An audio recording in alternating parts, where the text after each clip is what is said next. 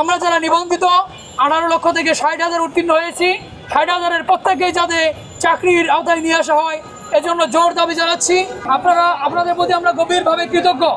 আপনারা জানেন 18তম শিক্ষক নিবন্ধন পরীক্ষায় প্রিলিমিনারি, রিটেন এবং ভাইভা পরীক্ষা 3 ধাপে যাচাই বাছাই করে 18 লক্ষ থেকে 60,000 প্রার্থীকে টিকানো হয়েছিল।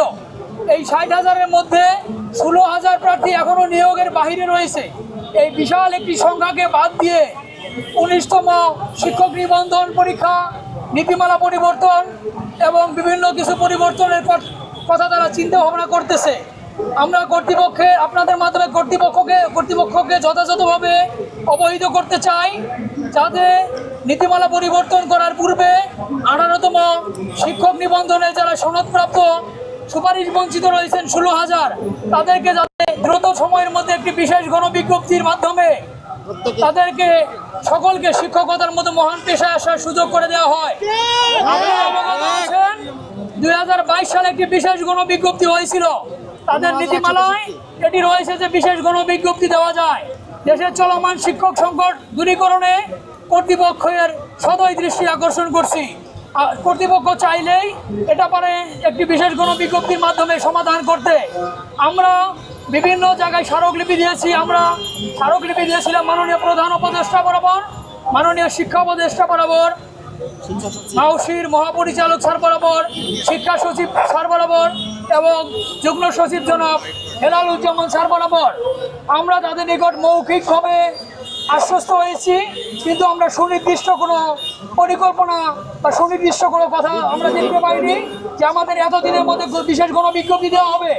আমরা যারা নিবন্ধিত সনদধারী আমরা চাই দ্রুত সময়ের মধ্যে একটি বিশেষ গণবিজ্ঞপ্তি দিয়ে যারা নিয়োগ বঞ্চিত বা সুপারিশ বঞ্চিত হয়েছেন তাদেরকে শিক্ষকতার মতো মহান পেশায় আসার সুযোগ করে দেওয়ার জন্য। আমাদের একজন সহযোদ্ধা আত্মহত্যা পর্যন্ত করেছে, আপনারা অবগত আছেন। আমরা যারা আছি নিবন্ধিত সকলেই কিন্তু চরম হতাশার মধ্যে রয়েছে। তারা মেধা ও যোগ্যতার প্রমাণ দিয়েই 18 লক্ষ থেকে 60,000, এটি কম কথা নয়। এরপরেও অনেকেই বলে যে তারা যোগ্য নয়। এই বিতর্কিত কথাগুলোর মাধ্যমে আমাদেরকে অনেক সময় প্রশ্নবিদ্ধ করা হয়। আমরা চাই আমরা যারা মেধা ও যোগ্যতা প্রমাণ করে আমরা এসেছি, আমাদেরকে শিক্ষকতায় আসার সুযোগ করে দেওয়া হোক। এই নতুন বাংলাদেশে আর কোনো বৈষম্য চাই না। আমরা চাই 31শে ডিসেম্বর 2025 সাল পর্যন্ত শূন্যপদ যুক্ত করে দ্রুত সময়ের মধ্যে বিশেষ বঞ্চিতদের সুযোগ চাই,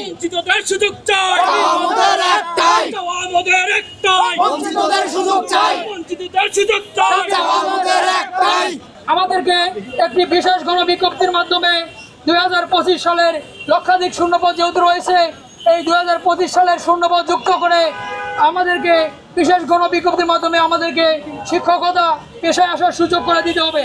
আপনাদের জ্ঞাতার্থে আরও একটি বিষয় বলতে চাই।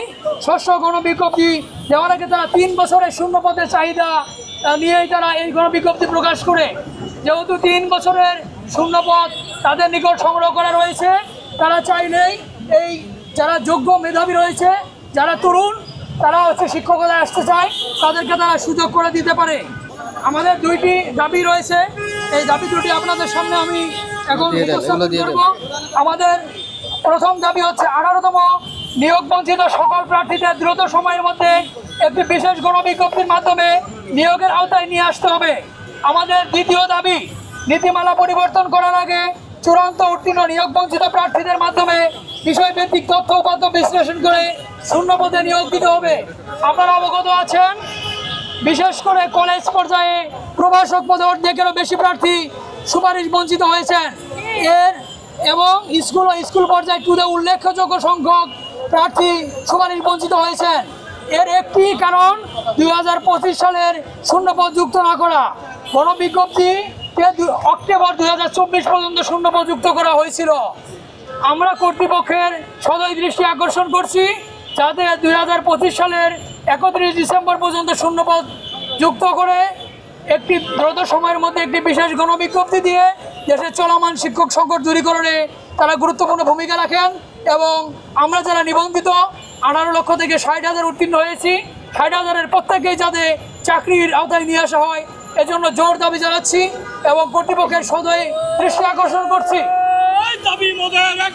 বঞ্চিতদের সুযোগ বঞ্চিতদের সুযোগ চাই। 16,200 তাদেরকে নিয়োগ দিতে হবে। বঞ্চিতদের সুযোগ চাই। 16,200 একটাই। বঞ্চিত হয়েছেন সকলকেই নিয়োগ দিতে হবে।